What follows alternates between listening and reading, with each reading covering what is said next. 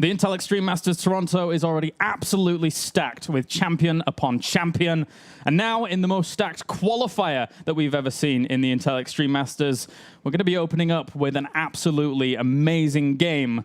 And it's going to be good. Yeah, we have 3 world champions who are qualified already to play at the Intel Extreme Masters over different years. Overall, 6 Intel Extreme Masters champions will be playing in Toronto. And then, as you mentioned, we have one of the most stacked tournaments to date. I don't think we've seen a tournament this stacked. And as you did mention, our first game of the evening is going to be Flash versus Zest. Of course, the most 2 recent Pro League winners. 2 players, 2 teammates going head-to-head here to decide who gets to one step closer in this tournament to find out who will be the first player to qualify through this 16-player double elimination tournament. Only 2 tickets to the Intel Extreme Masters Toronto are available. Yeah, we've already had 2 rounds throughout this qualifier. We are starting in the winners' semis, and we can actually take a look at the bracket to see how things have shaped up thus far. Yeah, as you can see, we have not quite got the second game ready for you, but the way that we're going to be bringing you the games in today's broadcast, we'll be starting in the semifinals as we have Flash versus Zest, the 2 KT boys going head-to-head here for that winners finals. And then we'll be going to the top semi-final where we already have a previous double Intel Extreme Masters champion in Hero who will be playing up there in that semi-final and be playing against the winner of Revival and Pig Baby, the most recent WCS America champion. And then we'll find out who will qualify in first place. One of those players will be the first place finisher in this qualifying, and then we'll drop down to the lower rounds. As you can see, players like Jadong are down there. Life and TY are currently 1 apiece against each other. We'll have a second place player from all those down there to find out who will qualify in second. Yeah. So already a very, very cool lineup of players, that's for sure. Guaranteed at least 5 series or 6, depending on how things go in that lower bracket. But we open things up with Flash versus Zest. Give us a little rundown. Well, of course, I don't think anybody really needs a proper introduction to Flash. He's a Brood War legend. He's struggled in StarCraft 2, of course, by not being able to get the results that all his fans wish to see him provide. But in recent times, he's slowly getting better. He's been very stubborn with his playstyle. He will love to play mech, and that's his favorite playstyle overall. He's been trying to throw that into his game. He's been mixing it up a little bit more. But in the most recent couple of months, or maybe even sooner than that, he's actually been getting wins under his belt. He pulled off that massive win at the Pro League Finals just a week ago, or this past weekend, against Parting, which was a massive game for him. He got MVP of the Pro League Finals as well that day, and he's just been getting better and better. He played through the Korean qualifier, managing to get himself into today's qualifier and beat Maru, who of course is known as the best Terran in the world in the final there. So he was able to beat him 2 games to 1 and lands himself here in today's qualifier. But he goes up against a massive favorite of mine, Zest. Zest is, you know, the best Protoss, or top 3 best Protoss in the world. He's solid. He doesn't really make mistakes very often. But one thing we can look at Zest, he did play at the Intel Extreme Masters Shenzhen tournament just a month or so ago. And everybody was like, all right, this is Zest. This is Zest's tournament. This is where he's going to rock it, and he's probably going to win it. But he choked. He failed. Yeah, he did. He didn't quite deliver what we're used to seeing. He lost versus Tasia quite convincingly as we got deeper and deeper into the tournament. But here he is again in another qualifier, which kind of Zest and a couple of other players have made their name here at the Intel Extreme Masters, and will be able to go through against his teammate here to get a chance to go to Canada. Yep. So, big clash of the Titans here, really, as we're going to be getting going in just a second. The players look ready to go. So, Merry-Go-Round is actually going to be our first map in this best of 3.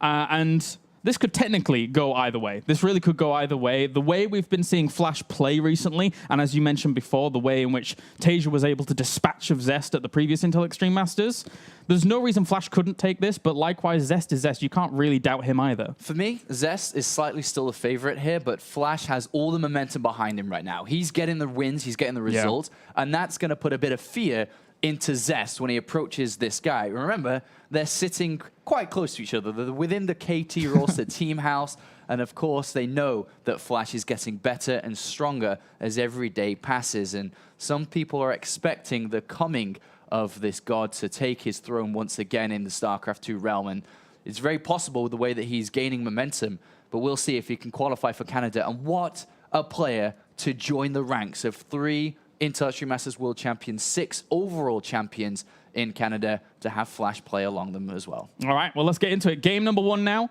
for this qualifier, or in the winners' semis, I should say, in this best of 3, as we have spawning up to the top right-hand corner our teal Protoss representing KT Rolster. It is Zest. And up to the top left-hand corner, we have our blue Terran, also representing KT Rolster. It is Flash. 2 boys who just come off a massive, massive victory in the Pro League finals. We saw Flash win his game against Parting. Zest unfortunately lost versus Rain. But more importantly of all of this, do you remember if they've ever played before? Flash and Zest? Yeah. I remember specifically when they played. They played once before, only once in their entire StarCraft 2 history. Oh, you're testing me. Obviously, they are teammates. They're not going to meet in Pro League. I'm trying to think, was it in one of these qualifiers? Yes, you're right. Ah. It was in one of the qualifiers, and it was a qualifier for the Intel Extreme Masters World Championship earlier this year. They played on the road to Katowice. Zest made it to the finals, where he lost versus Rogue, who was that underdog that came into the World Championship. In the semi-finals, though, before Zest played against Rogue, he played against Flash. And he won 2-0 quite convincingly at that time, because that's when Zest was on top of the world and Flash was trying to find his place in StarCraft 2. Yeah, and he's certainly found that now, that's for sure. As you said before, with that Pro League win, it kind of just solidifies his position. He even got MVP during the Pro League final. So Flash is certainly on the resurgence, that's for sure. For now, though, looks like he's just going to be opening with the gas opener against Zest. Yeah, the way that Flash is going to play this game out is, it's quite easy to know how Flash likes to play and his play style. It's solid, no mistakes, and he will overrun you with units. There's no cute tricks that Flash uses very often. There's nothing cool or fancy about his play. He just doesn't make mistakes. And in StarCraft, this is one of the most solid and one of the hardest styles to beat.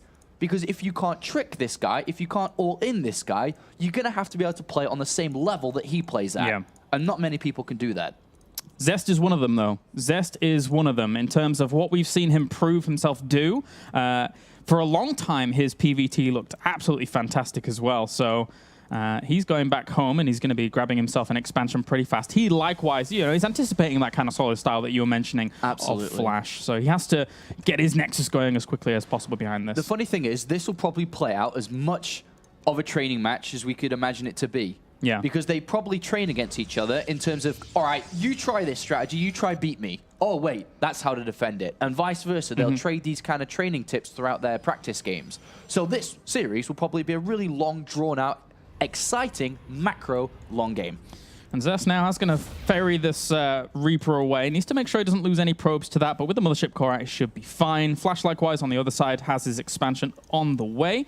And 2 extra barracks being added on for Flash, so a pretty standard setup from him so far. Yeah, very standard game from both sides. There's only one bit of information that's missing from Zest, as he doesn't know about the extra barracks or factory play. Both sides can be very solid to use, but as you can see through Zest's vision, he doesn't know if it is a factory, so he doesn't know if he needs to prepare to have detection. Yeah. But they do know each other, which may hint him towards what he's chosen here. He's gone for the Twilight Council pretty fast here after expanding, and most likely we're going to be seeing some form of blink play. There is the off chance of DTs, but this Reaper is trying to get to it, and is he going to spot it? This is huge if he does. Yeah, there's no wall behind these mineral lines, so he does spot it. Oh, wow. Flash, just like against Parting in the Pro League final, is able to get that Reaper in, sees what he's playing against, and right now, this is everything for the way that Flash plays in so solid and macro straight-up games. As long as he knows what you're doing, he's great.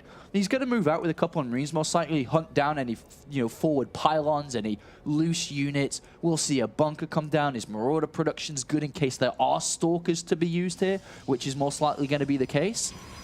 I don't expect Zest to be able to pull off anything with this. No, indeed. I mean, Flash, the way in which that building was positioned is so that Zest could kind of get the surprise on Flash, but Flash scouting out so intensely with that Reaper. Of course, it died, but its sacrifice was not in vain, so really well played by our Terran. Yeah, and look at that. Flash delayed the bunker to the last possible second there. Didn't rush down as soon as he saw the Twilight Council, bought himself a bit of extra time, saved a bit of money, and then put it down later. And that's going to be a little bit better for his economy, all these small things. The Mothership Core did go in, did see the barracks. And Zest has got to start thinking about plan B here. He's not going to get any damage done in this game. This this won't work out. He's got 3 gateways, but there's no robotics facility, which is the key structure, which has just come down now, because this is your Colossus. Yeah. This is your ultimate defense against a potential push come the 10-minute mark here from Flash when he moves out with his unit stim combat shields. Yeah, and with that factory now on the way, he can eventually rocket up to that starport and start putting on a little bit of pressure himself if he wants to, which right now, Zest only really has the blink as a defense, right? So well, he Flash needs is that already extra coming. tech. Look at this. He's moving out now, and this is a little bit earlier than expected, and I don't think Zest has seen it yet. He may poke up the ramp. He saw the units move down, but they're usually to clean up the units or to clear them out. This is going to come to a big surprise. He's got no idea. No, he doesn't. Not at all. These units will have stim. He could just gun down the Nexus, and it's almost game over, just like that.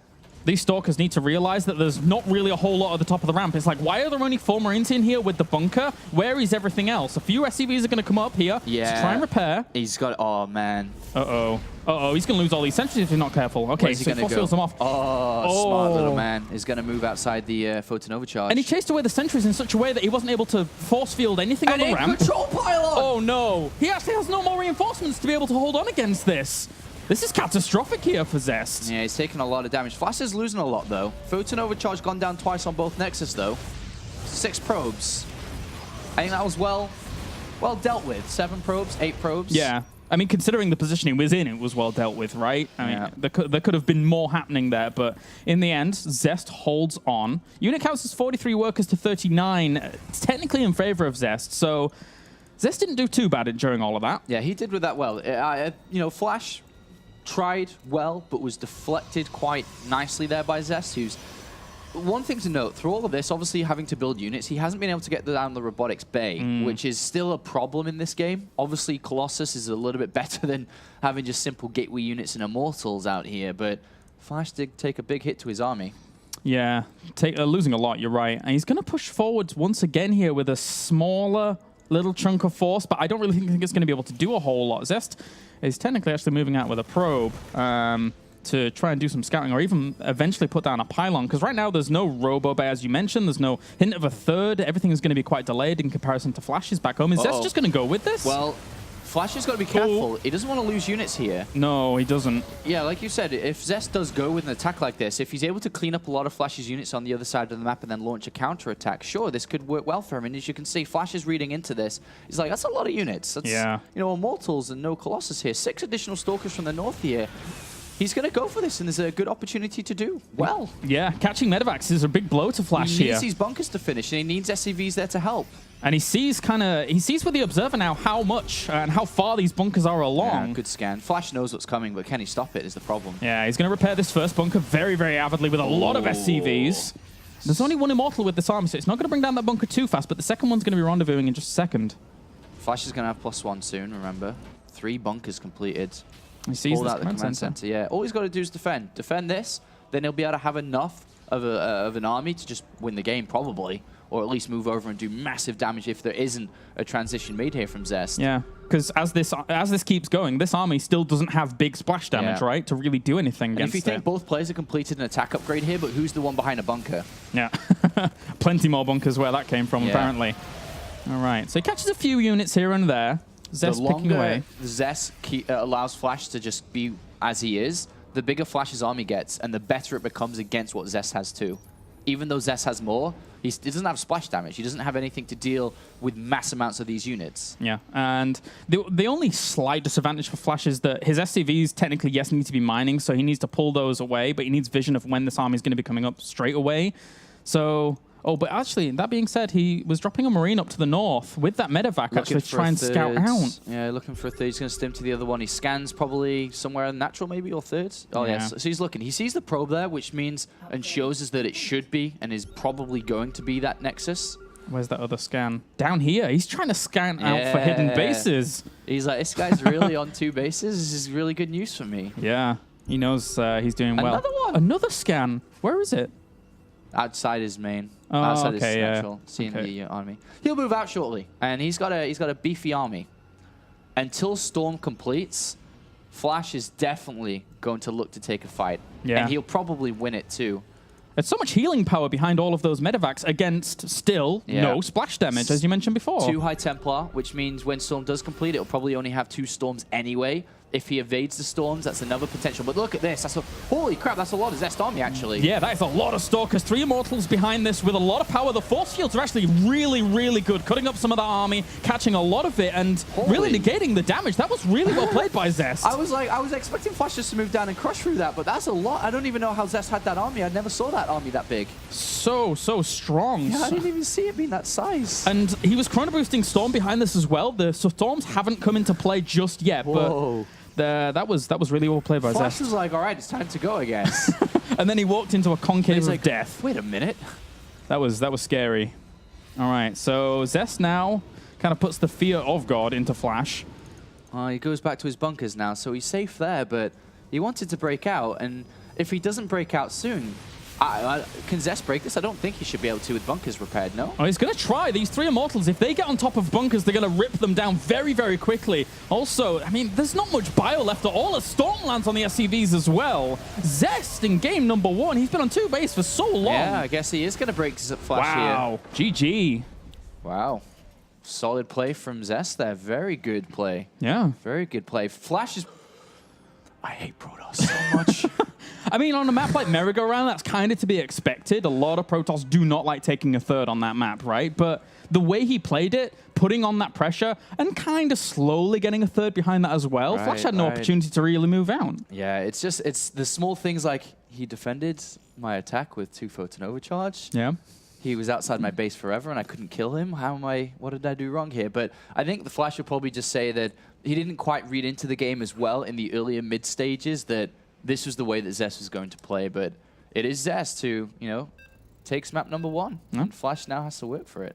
And as quick as that ends, we're getting into game number 2. It's going to be on Foxtrot Labs. All our lovely new maps here for the ladder season. Yeah, I suppose they're not that new anymore, right? In like a month or 2. Yeah. Yeah.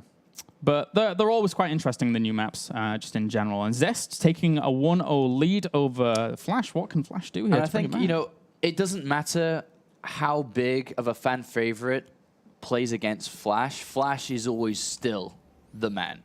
Everybody wants to see Flash win. Everybody wants to see him compete at a big international tournament. And this could be his run.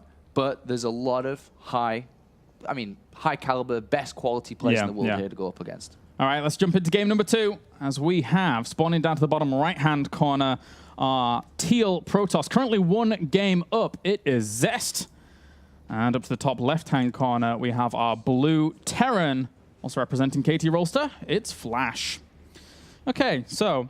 No, but you're right about what you said with the caliber of players here. We always have really, really strong showings in the Asian qualifiers to the point where you almost crown champions through this qualifier alone for the main tournament. Well, that's the thing about the Interstream Masters, Asian qualifiers, is that people make their names here. Yeah, they do. Myung-Sik, Zest to a certain degree, was playing here ages ago. Like, he was playing here a year ago in these qualifiers before he really got to the player that he is today, the status that he has in the community. But there's not that many people that are rising through the qualifiers right now because StarCraft is at a stage where these guys are so good they're not beaten by somebody that you don't know very often. Yeah, that's certainly true. Well, Zest now with that 1-0 lead, really kind of bringing it to Flash. Flash is going to open up the same way again by the looks of things, which, is fine, is normal here. And Zest taking the double gases pretty fast to start things off. Yeah, taking double gases straight away usually is a sign. It doesn't necessarily mean it, but it's a sign of potential aggression from Zest here. This could be for a pretty fast Stargate in Oracle, which is quite common in the Korean scene. In the Korean meta right now, Stargate Oracle play. Obviously, Oracles are going to destroy SCV lines, and then Phoenix play to follow it up and back it up is very strong, and it's very common right now, especially inside the KT house. Myung-Sik has been a big fan of this for a long time, and if this has started to become more common in the Korean scene, obviously Zest being on his team, well, we may see this, but it's up to Flash to figure out. That's the most important part is Terran in every matchup. Find out what he's doing if you can. Well, it's the most important part in StarCraft overall. If you know what's coming your way, you have time to defend, and you have time to react. But if you don't see it coming, then obviously you're going to get blindsided. Yeah, and he actually didn't go down there to see the gases being mined, so he needs to go back up eventually. This probe down at the natural was kind of juking him out a little bit, making it look like he was going for an earlier nexus than was originally planned. So Flash has decided to block it instead of getting the gas information. Well, hopefully... I guess the Reaper would get it though, right? Reaper is going to come in from the back here, so he gets the kind of best of both worlds. Yeah. But that pylon, does it block it, right? I think you can jump up there. Yeah, it's a pylon and structure. Okay. So maybe later it will be blocked. Just gives him information that it's coming a little bit earlier, I guess. And he does see the gases now. Yeah, so sees double gases early, and both probes, or both sets of probes, 3 probes in each, simulates really. He's like, huh. But Flash has gone back to an older build of his here, which is actually Engineering Bay first. Inside his main before any additional barracks. It's something he's used quite a lot. He gets a very fast +1 attack to upgrade his units, but he also has turrets early. If there's going to be an Oracle play, which could be in this game through the double gas as mentioned, he can get turrets down. If there's going to be DT play, he can get turrets down. So he'll want to get that Reaper in again. He needs to know the follow-up. But it is a bit of a hashtag mind game, as we like to call it, because it is just a robotics facility. So it's exactly the same as the previous game, but with double gas, which will trick Flash. And right now, Flash is thinking of all the different possibilities that could come. He needs to get in there. He needs to spot this. And then he'll be feeling a lot more comfortable with his position. Yeah, I mean, judging with how prevalent the Stargate openings have been in the past couple of groups in the GSL, for example, he may think that that is something that is likely here. So, you know, the Engineering Bay player that you were mentioning before could be one of the reasons for that, since he does practice in that house. But for now, he's not going to be facing that just yet. So he certainly has to kind of figure out this puzzle, as it were, because he doesn't have all the pieces just yet. Nope, he's still in a little bit in the dark. For the time being. Marines going back to the mineral line, expecting a potential Oracle. That's why they're there, not at the front. As is mentioned, still in the dark. And this is an Immortal. This is weird. No, Zest. So the 2 choices he gets to build from that robotics facility, Observers to go find and scout, or an Immortal, which is expensive. 250 minerals, 100 gas. That's really expensive for this early in a game. And if you're dedicating resources to this, you're going to be aggressive. He's going to probably get another Immortal, and he's going to get a couple of extra gateways, and he will move out. This is going to be a big push coming out from Zest. Flash still without any information. 2 sentries on the left going to block the Reaper from getting in. He's obviously got the Photon Overcharged Mothership Core Stalker here at the front to block the Reaper at the front. Flash is going to have to scan inside the main. He'll try the back door maybe, but he's going to have to scan. Yeah. But what does he see? Yeah, this is going to be difficult for him to really piece together, especially the extra gateways. With the positioning of the pylon and the way these are spread. Do you really drop a scan in this area to actually spot this? It can be a bit difficult. If he goes up there and sees the 2 sentries... he's going to go up there, he'll get blocked by the sentries, and he's going to be like, what are you doing? Oh my god, what are you doing? All right, he sees 2 sentries. And now scan must come in. Does he have energy? He's got no idea. He doesn't have energy on this one, nor on this one. He just dropped mules. Okay, so the way that Flash is playing this, instead of scanning to see what could come, he's saying, I'll take the extra money, but with that extra money, I will have a second bunker, and I'm going to have units kind of in a defensive stance everywhere. He's got an extra Marine for extra vision range. He's praying to God right now that he isn't going to be attacked, but he is going to be attacked. And through not seeing this coming, he does not have a 3rd bunker. SCV's in position. He sees the Immortals. Has to pull. This is going to be hitting really, really hard. But he actually doesn't have that many Zealots with this army right now, so tanking potentially is going to be a little bit limited. He needs to wait for another warp in, I would say, at least. Oh, he does bring some more of these units from the front, though. Force fields are going to be absolutely key to block off all of this. Yeah, SCVs need to get at the front here. If they're at the back, they'll be cut off. Here comes the Guardian Shield trying to block this off. Time Warp with the Force Fields as well. First bunker's going to end up falling. A lot of Marines on this left-hand side dishing out some good damage. Why is he not using Stim? Yeah, I'm not sure. Stim is very late here. I don't know why he's not using it. And with this bunker dying, if he gets 1 Immortal, that's okay, but he gets the Mothership Core. It's very, very close to dying. And actually focusing that down during all of this, there's still a lot of firepower with that 1 Immortal. He's got another bunker to fall back to, but he's lost all those SCVs, which is, no repairing here. Yeah, that's the Immortal still lives. The shields are regenerating on the Mothership Core in the sky here, and that's always a pain to deal with. And Flash, who did not spot this attack coming, could be saying goodbye to the winner bracket and hello to the lower bracket. Zest doing so much damage, and Flash really caught off guard, unaware. You were right in his anticipation for something just in case, but it was like half-hearted anticipation for information that he so desperately needed. Yeah, and Zest is going to launch himself at this final bunker. A couple of force fields to prevent the repair. And Flash's last stance is here. There's just too much. Flash is going to end up losing out on this game. Zest shows why his PvT can be so formidable, so strong, especially if you don't get the information. Stopping this is so hard. The Immortal, as you can see in the bottom right, 12 kills. Just pop, pop, pop, pop, pop. Marine, Marine, Marine, SCV, SCV, SCV. It doesn't matter. He keeps on losing units. 39 supply to 71. Flash beaten out by his teammate here. Yeah, Zest showing he is a monster. And Flash, unfortunately for him, is going to go down to the loser's bracket. He's trying to hold on desperately at this point. But with the bio as low it is, he is now using Stim to try and kill all the soft. But so much damage has been done that the recovery behind this will be so difficult. And it is the team captain of KT Rolster, Zest, who carried the flag for the team in the Pro League finals. Looks like he's going to push Flash down to the low bracket here. And unfortunately, the dreams and hopes of Flash coming to Canada not going to work here in the winner bracket, but still alive for the lower bracket here. He's trying to hold on with everything he has, but pulling SCVs into this, they get slaughtered, which means there's just simply no income for Flash. He's having to land the command center to try and get some mules and SCVs built, but that Immortal staying true to its name in this game. Yeah, he's the king. 23 kills. Done so much damage. And Zest continues his rampage through these qualifiers. We almost never see him really losing in these qualifiers. This is a slow, painful death, and he doesn't even snipe out the Immortal in the end. Zitklaris, unfortunately for Flash, but Zest, who is definitely one of the best Protoss players out there, is able to knock him out, or down to the lower bracket, should I say, and finds himself now just a single best of 3 away from qualifying to the Intel Extreme Masters. I know a lot of people obviously tuning in to see and cheer Flash on, but it is his captain who keeps him away from that position as Zest. Now we'll be going up against either CJ Hero, a multiple IEM champion, or Revival Pig Baby, which is one game before that, which is being played out currently. Okay. So that means we may have a little bit of downtime as we wait for the winners' semis to get going. Is it in the middle of that series? Yeah, so I would estimate the next game to be beginning in roughly 5 to 10 minutes from now. Okay. I would say.